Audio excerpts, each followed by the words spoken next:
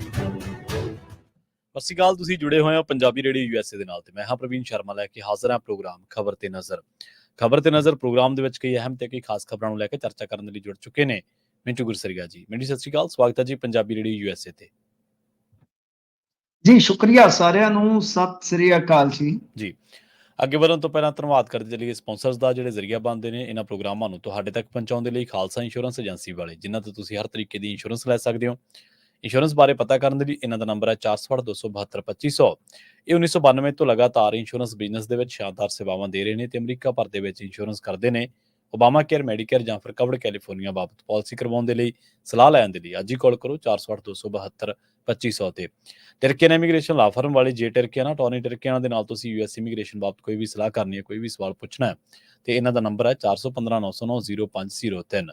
Jaswinder Singh, Nachhattar Kaur Nagra Roseville, Charan Singh Sukhwinder Dhaliwal Arizona, Krishan Dhrota Yuba City, Baljinder Singh ਨੇ Woodland, Paramjit ਕੌਰੰਗੀ Vacaville, Pritpal Singh Sidhu Fresno, GN ਲਿਊ ਵਾਲੇ ਟਰੱਕ ਵਾਸ਼ ਕਰਦੇ ਨੇ, ਆਇਲ ਚੇਂਜ ਕਰਦੇ ਨੇ, 에ਅਰ ਬ੍ਰੇਕਾਂ ਦਾ ਕੰਮ ਤਸੱਲੀ ਬਖਸ਼ ਕਰਵਾ ਸਕਦੇ, ਨਵੇਂ ਪੁਰਾਣੇ ਟਾਇਰ ਵੀ ਇਹਨਾਂ ਤੋਂ ਮਿਲਦੇ ਨੇ। ਲੋਕੇਸ਼ਨ ਸੈਂਤਾਨੀਲਾ ਦੀ ਨਿਮਾ ਸੋਤਾ ਦੇ ਨਾਲ ਗੱਲ ਕੀਤੀ ਜਾ ਸਕਦੀ ਹੈ 209-277-0113 ਤੇ ਇੰਟਰਲਿਊਬ ਟਰੱਕ ਸਟਾਪ ਵਾਲੇ। ਇਹਨਾਂ ਸਾਰੇ ਹੀ ਸਪਾਂਸਰਸ ਦਾ ਬਹੁਤ ਬਹੁਤ ਧੰਨਵਾਦ। ਤੇ ਜੇਕਰ ਤੁਸੀਂ ਵੀ ਪੰਜਾਬੀ ਰੇਡੀਓ USA ਦੇ ਇਹਨਾਂ ਪ੍ਰੋਗਰਾਮਾਂ ਨੂੰ ਸਪਾਂਸਰ ਕਰਨਾ ਚਾਹੁੰਦੇ ਹੋ ਤਾਂ ਸਟੂਡੀਓ ਦਾ ਨੰਬਰ ਹੈ 408-272-5200। ਅੱਜ ਦਾ ਇੱਕ ਖਬਰ ਤੇ ਨਜ਼ਰ ਪ੍ਰੋਗਰਾਮ ਅੱਜ ਦਿਨ ਵੀਰਵਾਰ 8 ਅਗਸਤ 2024 2400 ਨਾਨਕਸ਼ਾਹੀ ਸੰਮਤ 556। ਮਿੰਟ ਜੀ ਖਬਰਾਂ ਦੇ ਵੱਲ ਆਈਏ। ਸ਼ੁਰੂਆਤ ਕਰੀਏ ਵਿਨੇਸ਼ ਫੋਗਾਟ ਨੂੰ ਤੋਂ ਲੈ ਕੇ। ਵਿਨੇਸ਼ ਫੋਗਾਟ ਨੂੰ ਲੈ ਕੇ ਹੁਣ ਸਿਆਸੀ ਡਰਾਮਾ ਵੀ ਸ਼ੁਰੂ ਹੋ ਗਿਆ ਜੀ, ਕਹਿੰਦੇ। ਜੀ ਪ੍ਰਵੀਨ ਜੀ, ਸੋਗਮਈ ਅਫਸੋਸਮਈ ਕਹਿ ਲੋ ਜਾਂ ਕਹਿ ਲੋ ਕਿ ਨਿਰਾਸ਼ ਕਰਨ ਵਾਲੀਆਂ ਖਬਰਾਂ ਤੋਂ ਅੰਤ ਸਾਡਾ ਪਿੱਛਾ ਛੁੱਟਿਆ। ਸਭ ਤੋਂ ਵੱਡੀ ਇਸ ਵੇਲੇ ਦੀ ਜਿਹੜੀ ਖਬਰ ਆ ਉਹ ਇਹ ਆ ਕਿ ਇੰਡੀਆ ਨੇ ਆਪਣਾ ਕਾਂਸੇ ਦਾ ਤਗਮਾ ਜਿਹੜਾ ਹਾਕੀ ਚ ਬਚਾਇਆ, ਡਿਫੈਂਡ ਕੀਤਾ। ਇਹ ਵੱਡੀ ਖਬਰ ਹੈ ਇਸ ਵੇਲੇ। ਯਾਨੀ ਸਪੇਨ ਨੂੰ ਤੀਜੇ ਨੰਬਰ ਦੀ ਪੋਜੀਸ਼ਨ ਵਾਸਤੇ ਹੋਏ ਮੈਚ ਦੇ ਵਿੱਚ 2-1 ਨਾਲ ਮਾਤ ਦਿੱਤੀ ਆ। ਇਸ ਓਲੰਪਿਕ ਦੇ ਵਿੱਚ ਚੌਥਾ ਮੈਡਲ ਤੇ ਓਵਰਆਲ ਜੇ ਓਲੰਪਿਕ ਇਤਿਹਾਸ ਦੇਖੋਗੇ 13ਵਾਂ ਮੈਡਲ ਜਿੱਤਿਆ ਹਾਕੀ ਦਾ।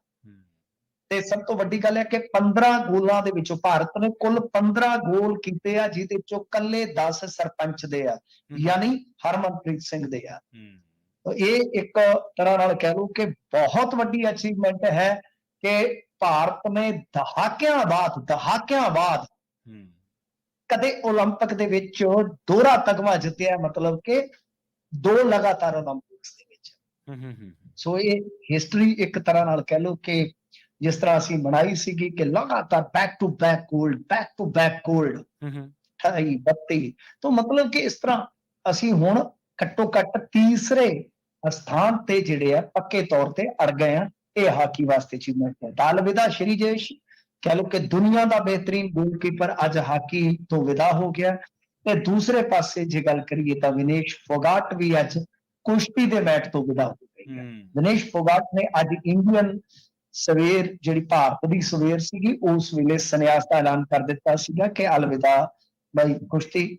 ਤੇ ਨਾਲ ਇਹ ਕਿਹਾ ਸੀਗਾ ਕਿ ਮਾਂ ਕੁਸ਼ਤੀ ਜਿੱਤ ਗਈ ਆ, ਮੈਂ ਹਾਰ ਗਈ। ਇਹ ਨਹੀਂ ਕਿਹਾ ਕਿ ਰਾਜਨੀਤੀ ਜਿੱਤ ਗਈ ਆ, ਕੁਸ਼ਤੀ ਜਿੱਤ ਗਈ ਆ। ਤਾਂ ਗੱਲ ਇਹ ਆ ਕਿ ਵਿਨੇਸ਼ ਫੋਗਾਟ ਦਾ ਜਿਹੜਾ ਮਤਲਬ ਆਪਾਂ ਦੇਖ ਰਹੇ ਹਾਂ ਉਹਦੇ ਚ ਸਿਆਸੀ ਰੰਗਤ ਆਉਣੀ ਸੀ। ਭੁਪਿੰਦਰ ਹੁੱਡਾ ਆਂਦਾ ਹੈ ਕਿ ਜੇ ਅਸੀਂ ਹੁੰਦੇ ਸਰਕਾਰ ਦੇ ਵਿੱਚ ਅਸੀਂ ਰਾਜ ਸਭਾ ਦੇ ਨੂੰ ਮੈਂਬਰ ਬਣਾ ਦੇਣਾ ਸੀ। ਮਹਾਵੀਰ ਫੋਗਾਟ, ਕਿਉਂਕਿ ਜਿਹੜਾ ਤਾਊ ਆ ਵਿਨੇਸ਼ ਫੋਗਾਟ ਦਾ, ਉਹ ਭਾਰਤੀ ਜਨਤਾ ਪਾਰਟੀ ਵੱਲ ਝੁਕਾਅ ਦੀ, ਉਹ ਕਹਿੰਦਾ ਐਵੇਂ ਬਕਵਾਸ ਮਾਰਦੇ ਆ, ਜਦੋਂ ਸੱਤਾ ਸੀ ਉਦੋਂ ਤੇ ਬਾਤ ਨਹੀਂ ਪੁੱਛੀ। ਹੁਣ ਦੂਸਰੇ ਪਾਸੇ ਜੇ ਤੁਸੀਂ ਵੇਖੋਗੇ ਭਗਵੰਤ ਮਾਨ ਕਹਿੰਦੇ ਕਿ ਵਾਲ ਕਿਉਂ ਨਹੀਂ ਕੱਟੇ ਤੁਸੀਂ ਕੁੜੀ ਦੇ ਸਾਰੇ, ਵਾਲ ਕੱਟ ਕੇ ਪਰੇ ਮਾਰੋ, 200 ਗ੍ਰਾਮ ਘਟ ਜਾਣਾ ਸੀ। ਮਤਲਬ ਕਿ ਇਸ ਤਰ੍ਹਾਂ ਦੀ ਰਾਜਨੀਤੀ, ਯਾਨੀ ਰਾਜਨੀਤਿਕ ਬੰਦਿਆਂ ਦਾ ਕੰਮ ਹੈ ਉਹਨਾਂ ਨੇ ਰਾਜਨੀਤੀ ਕਰਨੀ ਹੈ, ਕਿਉਂਕਿ ਆਪਾਂ ਨੂੰ ਪਤਾ ਹੈ ਇਹਨਾਂ ਪਹਿਲਵਾਨਾਂ ਨੇ ਸਰਕਾਰ ਦੇ ਖਿਲਾਫ ਮੋਰਚਾ ਖੋਲਿਆ ਸੀ। ਇਹਨਾਂ ਨੇ ਬ੍ਰਿਜ ਭੂਸ਼ਣ ਸਿੰਘ ਸ਼ਰਨ ਦੇ ਖਿਲਾਫ ਆਵਾਜ਼ ਚੁੱਕੀ ਸੀ।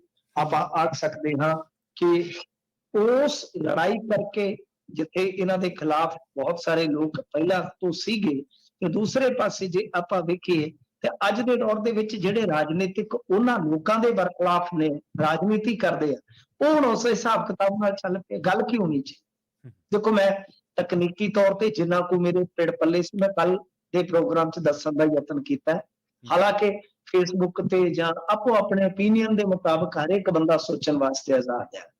ਤਾਂ ਅੱਜ ਘੱਟੋ ਘੱਟ ਉਹ ਨੈਰੇਟਿਵ ਸੀਗਾ ਜਿਹੜਾ ਕਿ ਉੱਥੇ ਹੇਰਾਫੇਰੀ ਹੋਈ ਹੈ weight ਵਾਲੀ, ਉਹ ਟੁੱਟ ਗਿਆ। ਜੀ ਜੀ ਕੋਈ ਹੇਰਾਫੇਰੀ ਨਹੀਂ ਹੋਈ, ਇਸ ਗੱਲ ਨੂੰ ਤਸਲੀਮ ਕੀਤਾ ਹੈ। ਮਤਲਬ ਕਿ ਵਿਨੇਸ਼ ਫੋਗਾਟ ਨੇ ਕਿਤੇ ਵੀ ਨਹੀਂ ਕਿਹਾ ਕਿ ਮੇਰੇ ਨਾਲ ਧੱਕਾ ਹੈ।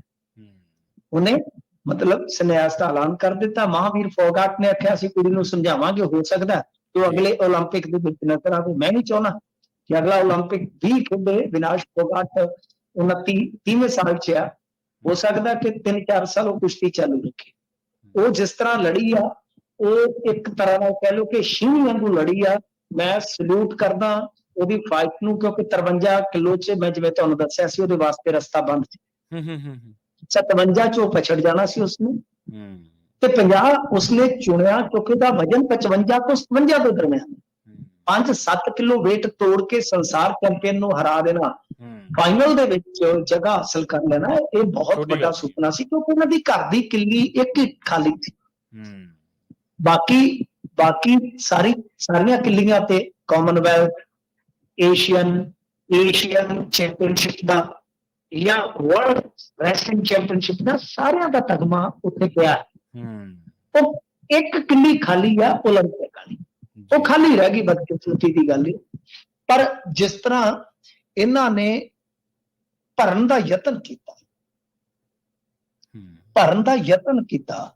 ਉਹ ਕਾਬਲੇ ਤਾਰੀਫ ਹੈ। ਪ੍ਰਵੀਨ ਜੀ, ਉਹਦੇ ਲਈ ਸ਼ਬਦ ਨਹੀਂ ਹੈਗਾ। ਬਿਲਕੁਲ ਜੀ, ਕੋਈ ਸ਼ਬਦ ਨਹੀਂ, ਨਿਸ਼ਬਦ ਹੈ ਹਰੇਕ ਇਨਸਾਨ ਕਿ 30 ਸਾਲ ਦੀ ਉਮਰ 'ਚ ਤੁਸੀਂ ਆਪਣੇ ਕੁਦਰਤੀ ਵਜਨ ਤੋਂ, ਜਿਹੜਾ ਤੁਹਾਡੀ ਬਾਡੀ ਦਾ ਕੁਦਰਤੀ ਵਜਨ ਹੁੰਦਾ ਇੱਕ, ਪ੍ਰਵੀਨ ਜੀ, ਮੈਂ ਬੜਾ ਓਵਰਵੇਟ ਸੀਗਾ, ਬਹੁਤ ਜ਼ਿਆਦਾ। ਮੈਂ ਉਹ weight ਬਹੁਤ ਜ਼ਿਆਦਾ ਤੋੜਿਆ, ਯਾਨੀ ਉਦਾਂ ਨਹੀਂ, ਮਿਹਨਤ ਕਰਕੇ ਆਉਂਦਾ, ਕਈ ਸਾਲ ਲੱਗ ਗਏ। ਪਰ ਇੱਕ ਸੀਮਾ ਆਈ, ਇੱਕ ਹੱਦ ਆਈ ਜਿੱਥੇ ਉਸ ਤੋਂ ਬਾਅਦ ਮਿਹਨਤ ਅੱਜ ਵੀ ਮੈਂ ਬਹੁਤ ਜ਼ਿਆਦਾ ਕਰਦਾ, ਡਾਈਟਿੰਗ ਅੱਜ ਵੀ ਹੈ, ਪਰ ਨਹੀਂ, ਬਾਡੀ ਦਾ ਜਿਹੜਾ ਕੁਦਰਤੀ weight ਸੀਗਾ ਉੱਥੇ ਆ ਕੇ ਬਲੌਕ ਹੋ ਗਿਆ, ਉੱਥੋਂ ਨਹੀਂ ਜਾਏਗਾ। ਇਸੇ ਤਰ੍ਹਾਂ ਜਿਹੜੀ ਵਿਨੇਸ਼ ਫੋਗਾਟ ਹੈ ਨਾ, ਇਹਦੀ, ਕਿਉਂਕਿ ਦੇਖੋ ਪਰਮਾਤਮਾ ਦੀ ਦਇਆ ਨਾਲ ਸਪੋਰਟਸ ਬੈਕਗ੍ਰਾਉਂਡ ਚੋਂ ਹੀ ਨਹੀਂ ਆਏ, ਬਲਕਿ ਇਹਦੇ ਬਾਰੇ ਜਾਣਕਾਰੀ ਵੀ ਰੱਖਦੇ ਆ।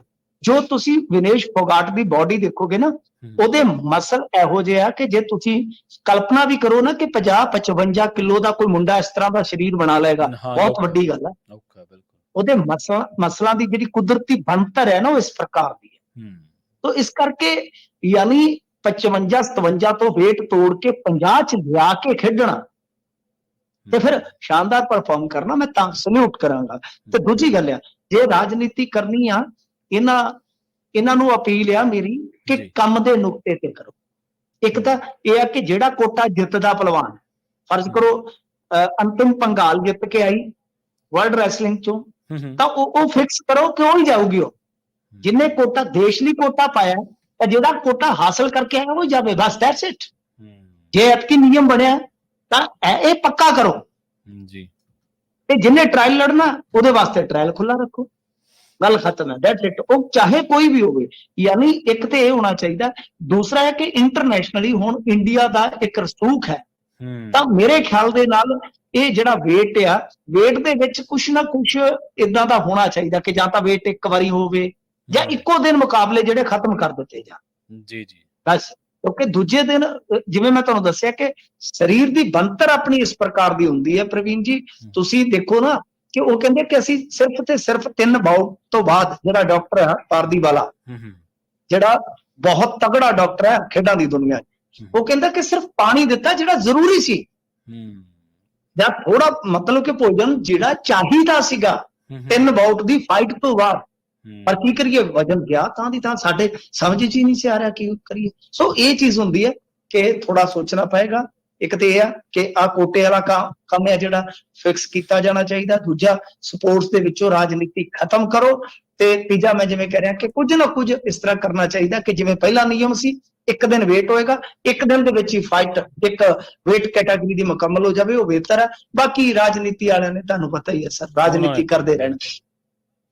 ਹਾਂਜੀ, ਉਹਨਾਂ ਨੇ ਤਾਂ ਆਪਦਾ ਜਿਹੜਾ ਕੰਮ ਆ ਉਹ ਤੋਰੀ ਰੱਖਣਾ, ਉਹਨਾਂ ਦਾ ਤੋਰੀ ਫੁਲਕਾ ਹੀ ਹੈ। ਪਰ ਉਹਨਾਂ ਨੂੰ ਇਹਨਾਂ ਚੀਜ਼ਾਂ ਨਾਲ ਘੱਟ ਸਰੋਕਾਰ ਹੈ। ਮਿੰਟ ਜੀ, ਕਿ ਜਜ਼ਬਾਤੀ ਤੌਰ ਤੇ ਜਿਵੇਂ ਤੁਸੀਂ ਮਹਿਸੂਸ ਕਰ ਰਹੇ ਸੀ, ਮੈਂ ਤੁਹਾਡੀ ਗੱਲਬਾਤ ਦੇ ਵਿੱਚ ਮਹਿਸੂਸ ਕਰ ਰਿਹਾ ਸੀਗਾ ਵੀ ਜੇ ਆਪਾਂ ਇਸ ਲੈਵਲ ਤੇ ਜਾ ਕੇ ਸੋਚ ਸਕਦੇ ਹਾਂ, ਤੇ ਜਿਹੜਾ ਬੰਦਾ ਉੱਥੇ ਜਿਹਦੇ ਉੱਤੇ ਬੀਤ ਰਹੀ ਹੈ, ਉਹ ਕਿਸ ਦੌਰ ਦੇ ਵਿੱਚੋਂ ਲੰਘ ਰਿਹਾ ਹੋਊਗਾ। ਸਹੀ ਕਿਹਾ ਤੁਸੀਂ, ਬਿਲਕੁਲ ਬਿਲकुल ਜੋ ਉਸ ਪੀੜ ਚੋਂ ਗੁਜ਼ਰ ਰਿਹਾ ਜਾਂ ਸੰਘਰਸ਼ ਚੋਂ ਗੁਜ਼ਰ ਰਿਹਾ, ਹਾਂਜੀ ਉਹ ਬੰਦਾ ਤਾਂ ਉਹ ਖੁਦਾ ਹੀ ਜਾਣਦਾ ਉਹਦਾ, ਤੇ ਜਾਂ ਉਹ ਆਪ ਜਾਣਦਾ।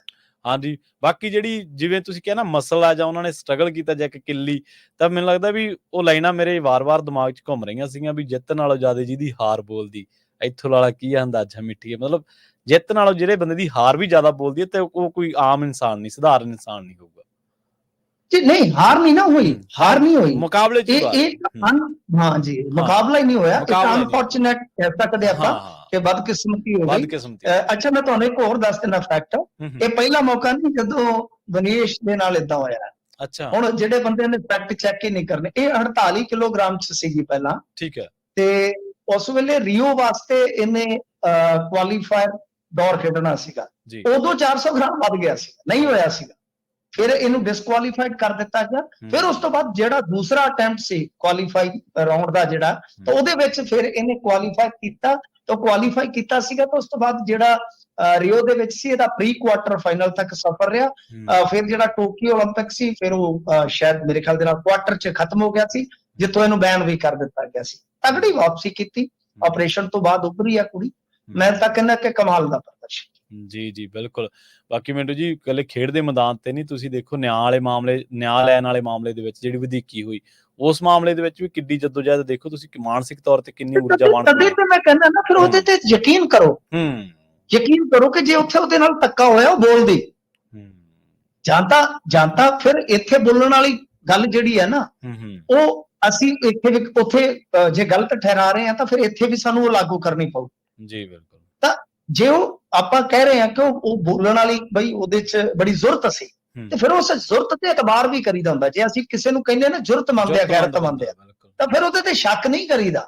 ਦੋ ਚੀਜ਼ਾਂ ਨਹੀਂ ਹੋ ਸਕਦੀਆਂ ਕਿ ਤੁਸੀਂ ਇੱਕ ਨੂੰ ਜ਼ੁਰਤਮੰਦ ਵੀ ਕਹੋ ਤੇ ਇੱਕ ਨੂੰ ਤੁਸੀਂ ਸ਼ੱਕੀ ਵੀ ਵੇਖੋ ਕਿ ਨਹੀਂ ਇਹ ਯਾਰ ਹੋ ਸਕਦਾ ਹੈ ਕਿ ਟੇਢਾ ਚੱਲ ਗਿਆ। ਜੀ ਬਿਲਕੁਲ। ਤੇ ਮਿੰਟੂ ਜੀ, ਗੱਲ ਕਰੀਏ ਵਕਫ ਬੋਰਡ ਸੋਧ ਬਿੱਲ ਦੀ, ਸਦਨ ਦੇ ਵਿੱਚ ਪੇਸ਼ ਹੋਇਆ ਜੀ, ਤੇ ਦੇਖੋ ਝੁਕ ਗਏ ਨੇ। ਲੇਟੈਸਟ ਖਬਰ ਇਹ ਆ ਕਿ ਇਹਨਾਂ ਨੇ ਸੋਧ ਬਿੱਲ ਦਾ ਮਤਲਬ ਇਹ ਹੁੰਦਾ ਹੈ ਕਿ ਪ੍ਰਵੀਨ ਜੀ, ਜੋ ਸਦਨ ਦੇ ਵਿੱਚ ਖਰੜਾ ਲਿਆਂਦਾ ਜਾਂਦਾ ਤੇ ਜਦੋਂ ਦੋਵਾਂ ਸਦਨਾਂ ਚੋਂ ਪਾਸ ਹੋ ਜਾਂਦਾ, ਰਾਸ਼ਟਰਪਤੀ ਦੀ ਮੋਹਰ ਲੱਗਦੀ ਹੈ, ਤਦ ਜਾ ਕੇ ਐਕਟ ਬਣਦਾ। ਇਹਨੇ ਗਾਂ ਜਾ ਕੇ ਐਕਟ ਹੀ ਬਣਨਾ ਸੀਗਾ। ਸੋ ਬਹਰਹਾਲ ਵੱਡੀ ਖਬਰ ਇਹ ਆ ਰਹੀ ਆ ਕਿ ਇਹ ਹੁਣ ਬਿੱਲ ਜਾਏਗਾ JPC ਦੇ ਕੋਲ।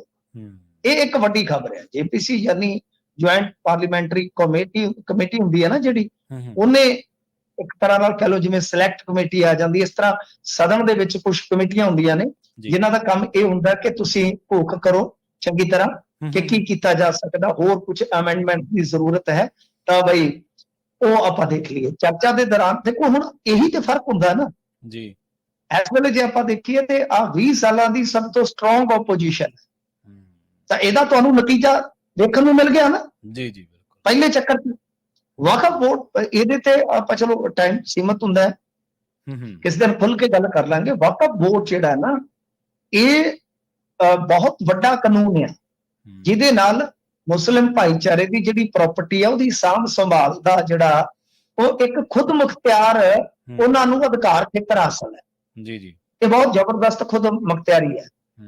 ਤਾਂ ਇਹ ਖੁਦ ਮੁਖਤਿਆਰੀ ਇਸ ਕਦਰ ਆ ਕਿ ਇਹ ਕਿਸੇ ਵੀ ਜ਼ਮੀਨ ਤੇ ਦਾਅਵਾ ਕਰ ਸਕਦੇ ਆ।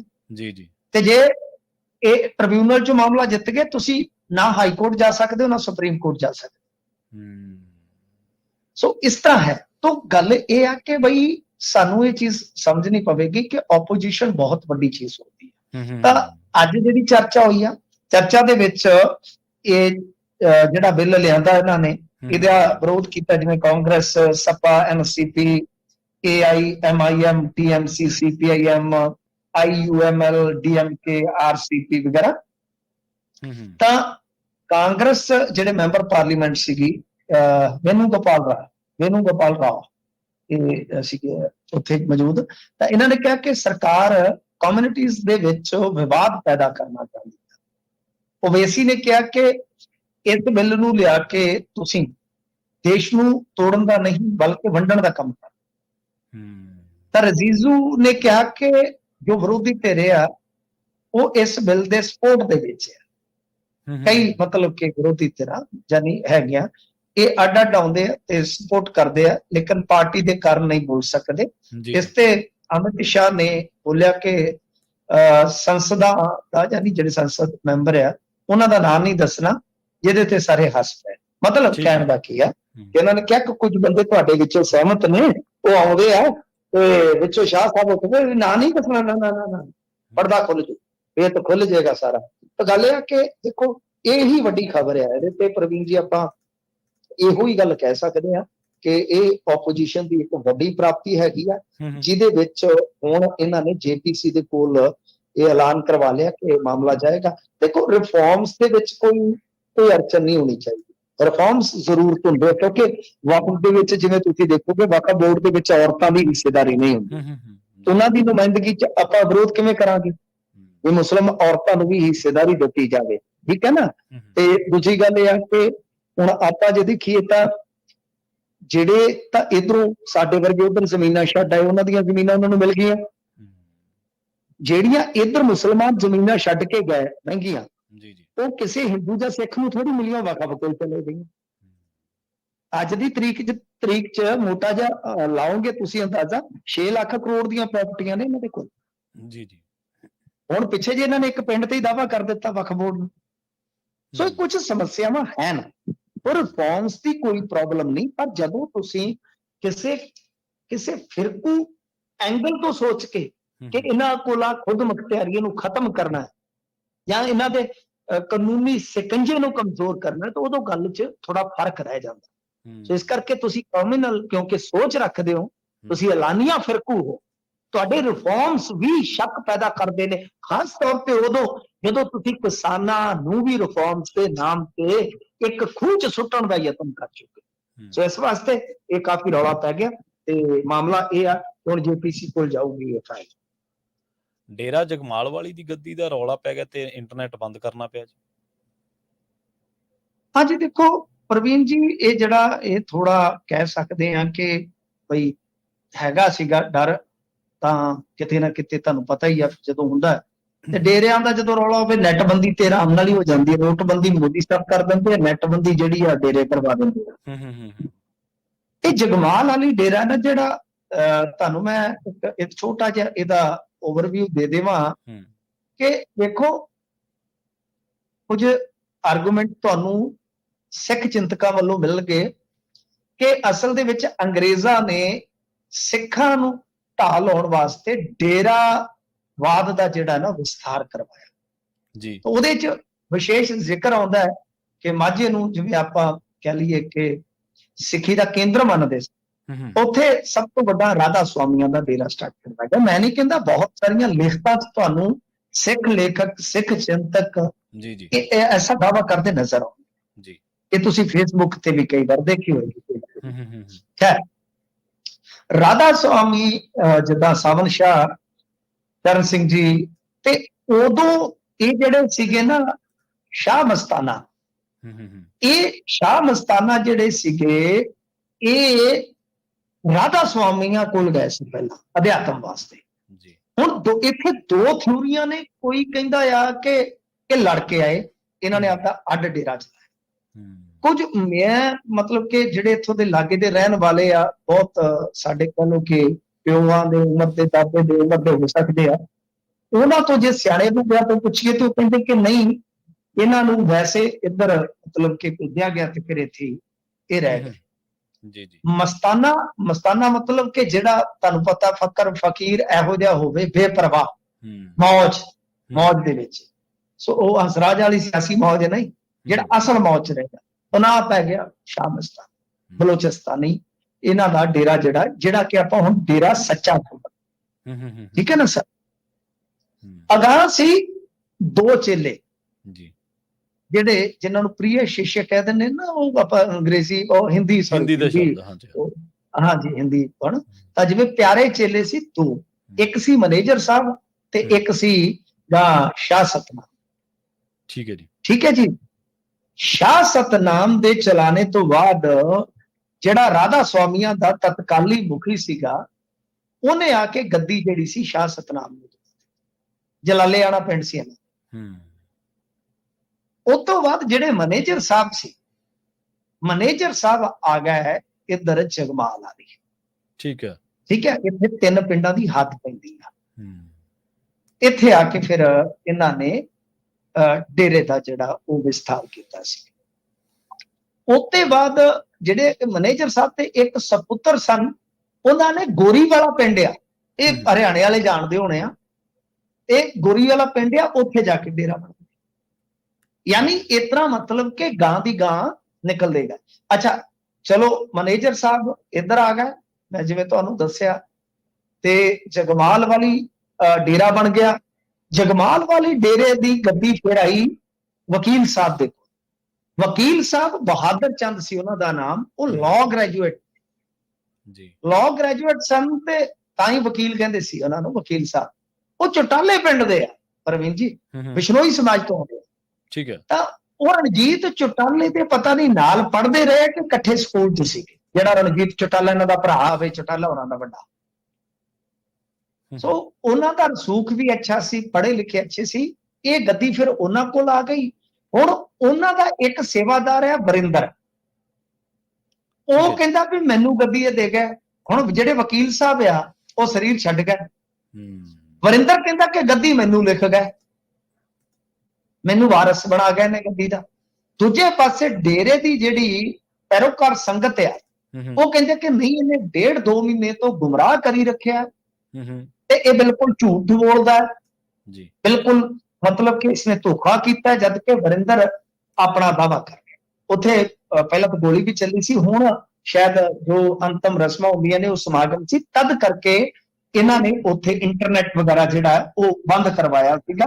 ਤਾਂ ਇਹ ਪ੍ਰਵੀਨ ਜੀ ਕੁੱਲ ਮਿਲਾ ਕੇ ਜੇ ਤੁਸੀਂ ਦੇਖੋਗੇ, ਤੇ ਮੈਂ ਕੋਸ਼ਿਸ਼ ਕੀਤੀ ਹੈ ਦੱਸਣ ਦੀ ਕਿ ਰੂਟਸ ਕਿੱਥੇ ਸੀ ਇਸ ਚੀਜ਼ ਦੀ, ਡੇਰੇ ਦੇ। ਇਹਦੇ ਕਿੰਨੇ ਵਾਰੀ ਆਪਾਂ ਦੇਖਿਆ ਕਿ ਜਿਹੜੇ ਵਿਸਥਾਰ ਹੋਏ ਉਹ ਗੱਦੀ ਦੇ ਝਗੜੇ ਤੋਂ ਹੀ ਹੋਏ। ਇਹ ਜਦ ਇਹ ਹੈ ਤਾਂ ਮਿੰਟੂ ਜੀ ਉਹੀ ਡੇਰਾ ਜਿਹੜਾ ਜਦੋਂ ਆਪਾਂ ਡੱਬ ਵਾਲੀ ਤੋਂ ਕਾਲਾਂ ਵਾਲੀ ਜਾਂਦੇ ਆ ਤਾਂ ਰਾਹ ਦੇ ਵਿੱਚ ਆਉਂਦਾ ਕਾਲਿਆਂ ਵਾਲੀ ਤੋਂ ਪਹਿਲਾਂ। ਹਾਂ, ਜਗਮਾਲ ਵਾਲੇ ਪਿੰਡ, ਹਾਂ ਜੀ, ਬਹੁਤ ਵੱਡਾ ਡੇਰਾ, ਹੁਣ ਤਾਂ ਬਹੁਤ ਵੱਡਾ ਡੇਰਾ। ਅਗਲੀ ਖਬਰ ਇਹ ਇੱਥੇ ਨੇ ਸਾਡੇ ਪਰ ਗੋਰੀ ਵਾਲਾ ਵੀ ਉਹ ਕੋਲ ਹੀ ਆ ਨਾ, ਗੰਗਾ ਦੇ ਕੋਲ। ਤੇ ਬਠਿੰਡਾ ਦੀ ਐਸਐਸਪੀ ਨੂੰ 1 ਲੱਖ ਰੁਪਏ ਦਾ ਜੁਰਮਾਨਾ ਲਾਇਆ ਗਿਆ ਜੀ। ਦੇਖੋ ਪੰਜਾਬ 'ਚ ਖਬਰਾਂ ਆ ਰਹੀਆਂ ਨੇ, ਜੇ ਆਪਾਂ ਦੇਖੀਏ ਪ੍ਰਵੀਨ ਜੀ, ਪਹਿਲਾਂ ਹੁਣ ਉਹ ਜਿਹੜੇ ਹਾਈਵੇ ਪ੍ਰੋਜੈਕਟ ਕੁਛ ਜਿਹੜੇ ਲਮਕੇ ਪਏ ਨੇ, ਉਸ ਮੁਤਲਕ ਇੱਕ ਤੁਹਾਨੂੰ ਯਾਦ ਹੋਏਗਾ, ਤੁਹਾਡੇ ਹੁੰਦੇ ਇੱਥੇ ਇੱਕ ਗੈਸ ਪ੍ਰੋਜੈਕਟ ਆਇਆ ਸੀਗਾ ਜੀ, ਜਿਹੜਾ ਕਿ ਇਧਰੋਂ ਗੁਜਰਾਤ ਵਾਲੀ ਸਾਈਡ ਤੋਂ ਆਇਆ, ਤਲਵੰਡੀ ਸਾਬੂ ਵਿੱਚੋਂ ਦੀ ਉਹ ਪਾਈਪਲਾਈਨ ਲੰਘਣੀ ਸੀ। ਉਹਦਾ ਵਿਰੋਧ ਜਤਾਇਆ ਗਿਆ ਤੇ ਮਤਲਬ ਉਹ ਫਿਰ ਮਾਮਲਾ ਚਲੇ ਗਿਆ ਹਾਈ ਕੋਰਟ। ਦੇਖੋ ਇਹ ਸਮੱਸਿਆ ਹੈ ਕਿਤੇ ਨਾ ਕਿਤੇ, ਕਿਉਂਕਿ ਕਿਸਾਨੀ ਅੰਦੋਲਨ ਤੋਂ ਬਾਅਦ ਧਿਰਾਂ ਤਾਕਤਵਰ ਹੋਈਆਂ ਨੇ। ਸੰਘਰਸ਼ੀਲ ਧਿਰਾਂ ਜਿਹੜੀਆਂ ਪੰਜਾਬ 'ਚ ਬਹੁਤ ਤਾਕਤਵਰ, ਖਾਸ ਤੌਰ ਤੇ ਜੇ ਆਪਾਂ ਜੱਟਾਂ ਦੀਆਂ ਕਿਸਾਨ ਜਥੇਬੰਦੀਆਂ ਦੇਖੀ ਜੀ, ਜਿਹੜੇ ਜ਼ਮੀਨ ਨਾਲ ਜੁੜੇ, ਕਿਸਾਨ ਬੇਜ਼ਮੀਨਾ ਵੀ ਹੋ ਸਕਦਾ, ਤਾਂ ਜਿਹੜੇ ਜੱਟ ਜਿਹੜੇ ਜ਼ਮੀਨਾਂ ਦੇ ਮਾਲਕ ਤਾਂ ਉਹ ਤਾਕਤਵਰ ਨੇ ਪੈਸੇ ਤੇ ਲੈਵਨੀਓ ਤੇ ਸੰਗਠਨਾਤਮਕ ਤੌਰ ਤੇ। ਤਾਂ ਇੱਥੇ ਕਾਫੀ ਰੋਕਾ ਟੋਕਾ ਹੋਇਆ, ਕਾਫੀ ਮਤਲਬ ਕਿ ਜਿਹੜਾ ਉਲਝਣ ਵਾਲਾ ਕੰਮ ਸੀਗਾ।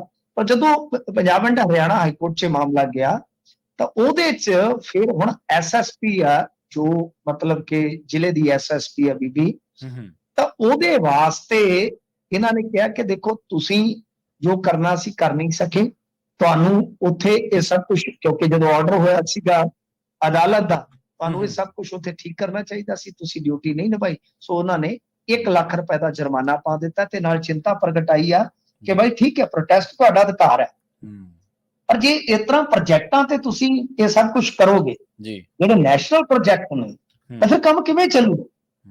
ਸੋ ਇਹੀ ਸੋਚਣ ਦਾ ਵਿਸ਼ਾ। ਮੈਂ ਤੁਹਾਨੂੰ ਅੱਗੇ ਵੀ ਜਾਣਕਾਰੀ ਦੇ ਚੁੱਕਾ ਹਾਂ ਕਿ ਤੁਸੀਂ ਦੇਖੋ ਲੁਧਿਆਣੇ ਵਾਲਾ ਜਿਹੜਾ ਭਾਰਤਮਾਲਾ ਵਾਲਾ ਪ੍ਰੋਜੈਕਟ ਰੁਕਿਆ ਤੇ ਨਾਲ ਹੀ ਟਾਟਾ ਵਾਲਿਆਂ ਦਾ ਜਿਹੜਾ ਸਮਰਾਲੇ 'ਚ ਸੀ ਉਹ ਵੀ ਰੁਕ ਗਿਆ।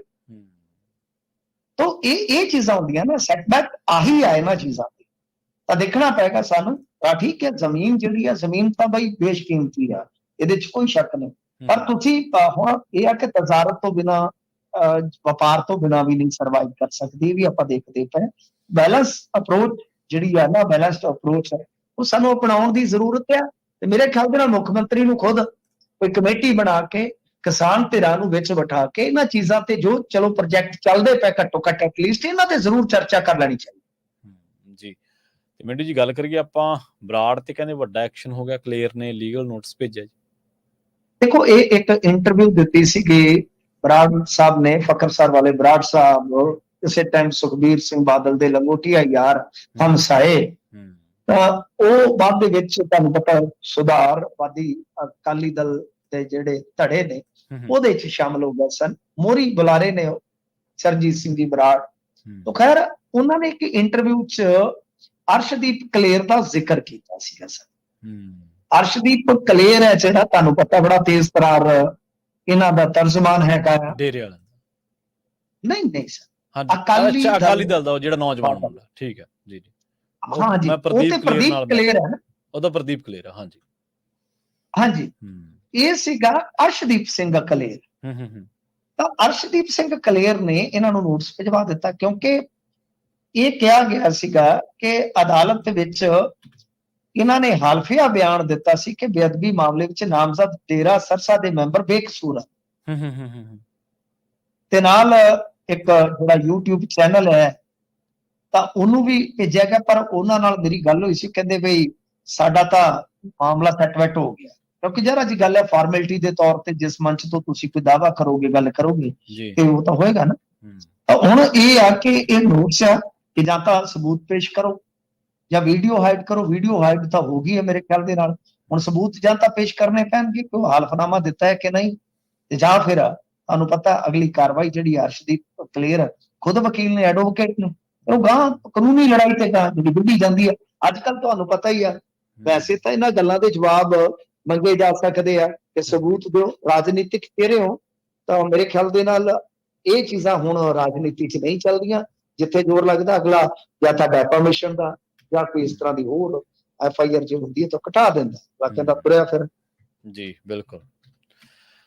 ਤੇ ਮਿੰਟੂ ਜੀ ਗੱਲ ਕਰੀਏ BRTC ਦੇ ਵਿਵਾਦ ਦੀ, ਮੰਨੇ ਵਿਰੁੱਧ ਬੋਲਣ ਤੇ ਨੌਜਵਾਨ ਕੁੱਟਿਆ ਗਿਆ ਜੀ।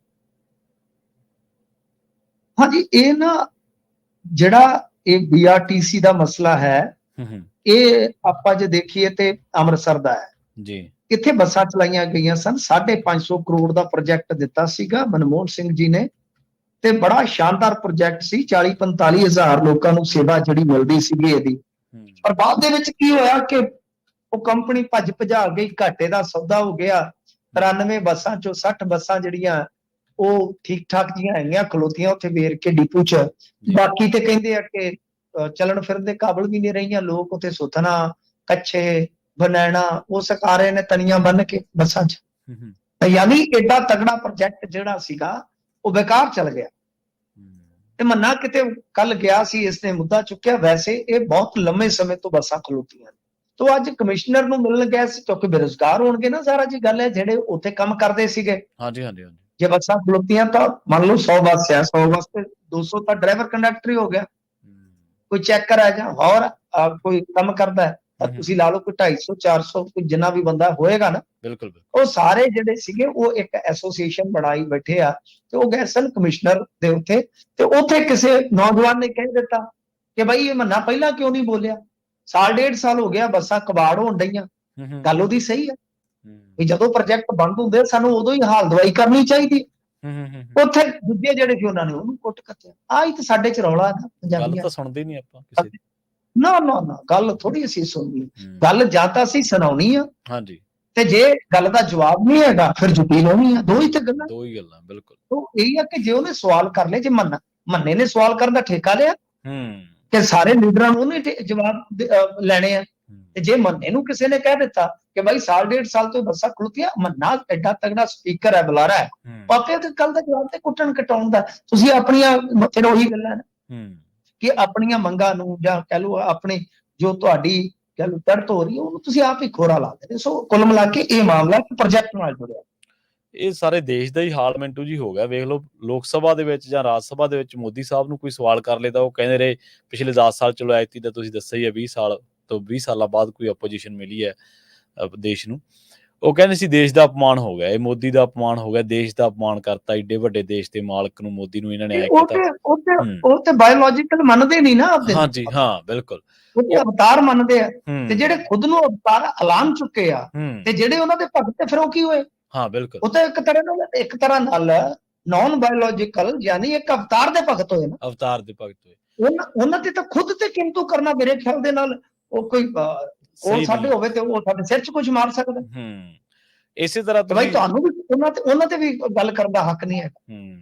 ਇਸੇ ਤਰ੍ਹਾਂ ਤੁਸੀਂ ਸਾਡੇ ਮੁੱਖ ਮੰਤਰੀ ਸਾਹਿਬ ਦੀ ਗੱਲ ਕਰ ਲਓ, ਹੁਣ ਵਿਧਾਨ ਸਭਾ ਦੇ ਵਿੱਚ ਜਿਹੜਾ ਬੰਦਾ ਬੈਠਾ ਹੈ, ਕੋਈ ਕਿਸੇ ਵੀ ਸੀਟ ਤੇ ਬੈਠਾ, ਚਾਹੇ ਆਪੋਜੀਸ਼ਨ ਦੇ ਵਿੱਚ ਹੈ ਤੇ ਚਾਹੇ ਉਹ ਸੱਤਾਧਾਰੀ ਵਾਲੇ ਪਾਸੇ ਆ, ਉਹ ਹੈ ਤਾਂ ਜਿੱਤਿਆ ਹੋਇਆ ਨਾ।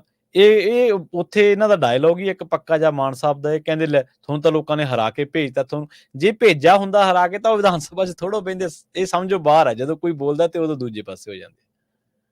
ਨਹੀਂ ਉਹੀ ਤੇ ਗੱਲਾਂ ਨੇ ਕਿ ਕਮਾਲ ਦੀ ਗੱਲ। ਜਵਾਬ ਨਹੀਂ ਹੁੰਦਾ ਇਹਨਾਂ ਕੋਲ। ਹੂੰ, ਜਵਾਬ ਜਦੋਂ ਨਾ ਹੋਏਗਾ ਨਾ ਬੰਦਾ, ਉਦੋਂ ਇਹੀ ਕਹੇਗਾ ਕਿ ਮੈਂ ਚੋਰ ਹਾਂ, ਜੇ ਮੇਰੇ ਤੇ ਦੋਸ਼ ਲੱਗਦਾ ਮੈਂ ਚੋਰ ਹਾਂ, ਤੇ ਮੈਂ ਕਹੂੰਗਾ ਕਿ ਤੂੰ ਕਿਹੜਾ ਘੱਟ ਚੋਰ ਹੈ। ਹੂੰ, ਹੂੰ, ਹੂੰ, ਹੂੰ, ਮੈਂ ਇਹ ਨਹੀਂ ਕਹੂੰਗਾ ਕਿ ਮੈਂ ਚੋਰ ਨਹੀਂ ਆ ਵੀਰੇ, ਹੂੰ, ਮੈਂ ਦਾਅਵਾ ਕਰਦਾ।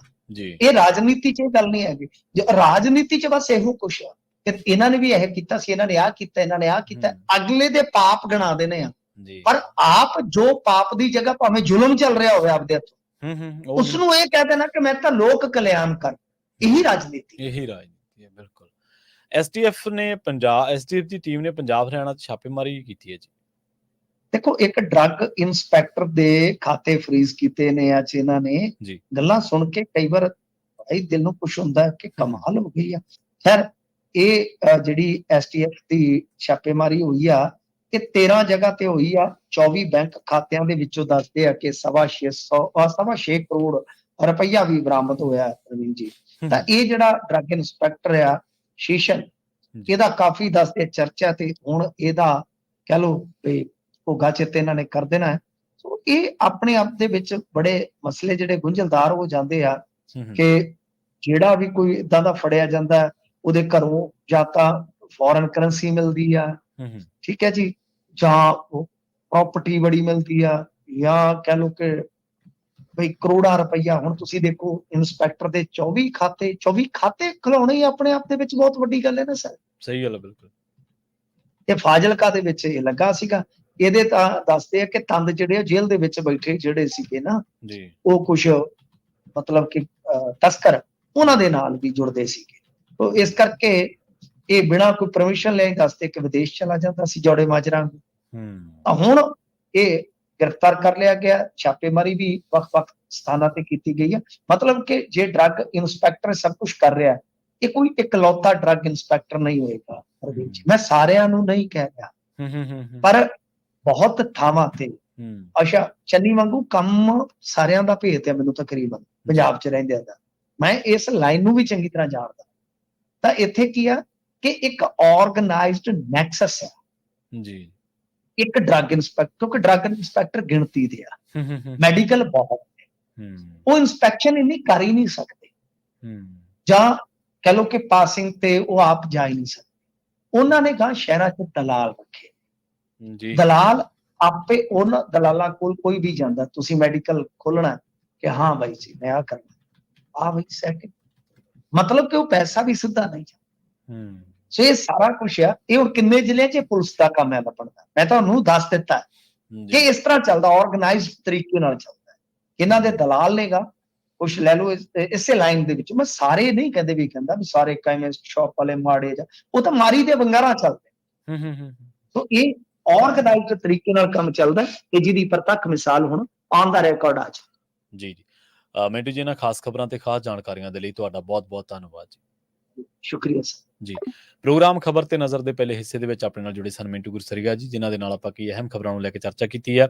ਖਬਰਾਂ ਹਾਲੇ ਹੋਰ ਵੀ ਨੇ ਜਿਨ੍ਹਾਂ ਨੂੰ ਲੈ ਕੇ ਆਪਾਂ ਗੱਲਬਾਤ ਕਰਾਂਗੇ, ਜਿਨ੍ਹਾਂ ਤੇ ਚਰਚਾ ਕਰਾਂਗੇ। ਵੇਲਾ ਹੋ ਗਿਆ ਇੱਕ ਬ੍ਰੇਕ ਦੇ ਲਈ ਰੁਕਣ ਦਾ। ਜਲਦ ਵਾਪਸੀ ਇੱਕ ਸ਼ਾਰਟ ਬ੍ਰੇਕ ਤੋਂ ਬਾਅਦ। ਜੁੜੇ ਰਹੋ ਪੰਜਾਬੀ ਰੇਡੀਓ USA ਦੇ ਨਾਲ।